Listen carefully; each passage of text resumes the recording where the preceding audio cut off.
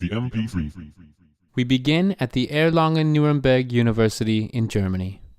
Professor Dieter Seitzer began research on audio compression. One of his favorite students was Karl-Heinz Brandenburg. They continued to make improvements in the new audio encoding format during the mid-80s, together with the Fraunhofer Institute for Integrated Circuits. The Motion Picture Experts Group, or MPEG, was formed in 1988 to create standardized methods to compress audio so it can be transferred from one place to another quickly and easily. As part of the MPEG team, Brandenburg used Suzanne Vega's Tom's Diner to test the codec's abilities. He finally perfected the system. In 1995, the Fraunhofer Institute coined the term MP3.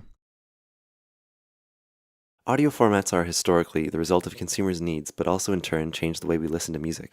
The promiscuity of the MP3 facilitates a certain kind of listening.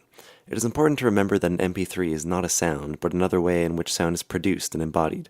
In turn, the scenarios in which MP3s are used tend to create channels towards certain forms of embodiment. Because it's assumed that the body will fill in the missing information of the MP3 file, MP3s treat the listening subject as a passive receiver of sound that will subconsciously create what it does not itself have. This passivity, implied in the very structure of the MP3, as well as its portability and small size, directly coincides with how we listen to music.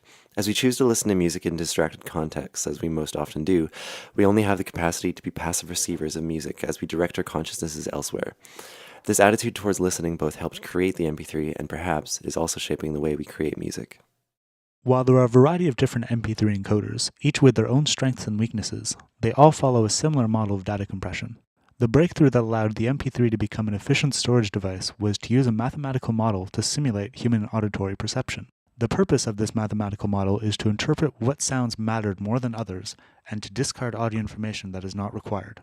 A few psychoacoustic tricks that are used to reduce the file size include auditory masking, where if two similar frequencies are playing and one is much quieter, the quieter one can be discarded without much perceptual change. Another trick is temporal masking, which is similar to auditory masking but applied across time.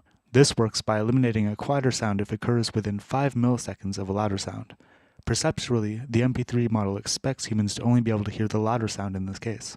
A third trick is to reduce spatialization data. Humans do not have a strong sense of spatialization when it comes to sounds at the edges of our hearing range.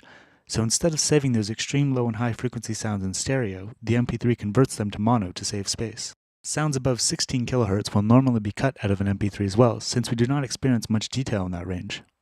Once these perceptual tricks are applied, the data of the audio file is processed through Huffman-style coding, which is what any basic zip-style file compression uses.